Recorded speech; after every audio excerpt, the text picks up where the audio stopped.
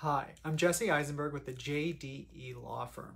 I'm a business litigation attorney, which means that my business is to protect your business. Today, I'm going to answer the question, who has the burden of proof? But first, I want to say that if you have any questions about what you heard today, you want to talk about your business, or you think you have a potential case, all you have to do is go to meetjde.nyc to book a consultation with me. Also, please remember to like and subscribe to my channel if you want more content like this in the future, and please leave a comment below for any questions or topics you'd like to discuss in the future. Now, who has the burden of proof? Burden of proof comes about, of course, in litigation. Burden of proof means that it is your responsibility to prove your case. Now, the burden of proof shifts in a litigation case depending on the context. For example, if a plaintiff files an action and the defendant then makes a motion to dismiss the whole case, saying the plaintiff doesn't have a case, this should never have been brought, if they bring that motion, if the defendant brings that motion, the burden of proof is on the defendant. It is their responsibility to prove that the case should be thrown out. If the plaintiff or the defendant brings a motion for summary judgment, meaning based on the discovery or papers, the contract, somewhere in there, in the evidence, the case should be granted summary judgment, meaning the case should be decided right now by the judge without the necessity of a trial because the evidence is overwhelming. That's what a motion for summary judgment is. The burden of proof is on the person filing the motion for summary judgment.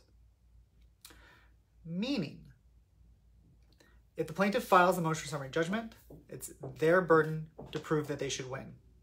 If the defendant files the motion for summary judgment, the burden of proof is on the defendant to prove that they should win. Now, what is very important to note here, if you bring a motion to dismiss, if you bring a motion for summary judgment and you lose the motion, that does not mean that you will lose the case. Not at all. It just means that you didn't have enough evidence or proof on your side in that moment to win, right? If you're the defendant and you brought a motion for summary judgment and you lost because you didn't satisfy your burden of proof, that does not mean you'll lose at trial, because the burden of proof at trial is always on the plaintiff. It's the plaintiff's job to prove that they should prevail because they brought the case. Sorry about that. The burden of proof is on also the defendant at trial if they have a counterclaim or a cross-claim, meaning they're suing the plaintiff back, or they're suing another defendant. The burden of proof depends on what you're trying to accomplish. You bring a motion, you have the burden of proof.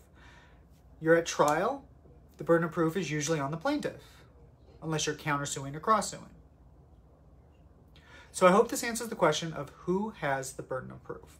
If you have any questions about this, you'd like to talk about your business, or you think you have a potential case, all you have to do is go to meetjde.nyc to book that consultation. Also, please, again, like and subscribe to my channel so you get more of this content in the future. You got questions, or you have topics that you'd like to discuss in the future, drop them in the comments. Once again, I'm Jesse David Eisenberg with the JDE Law Firm. I'm a business litigation attorney, which means that my business is to protect your business. Thanks for watching and listening.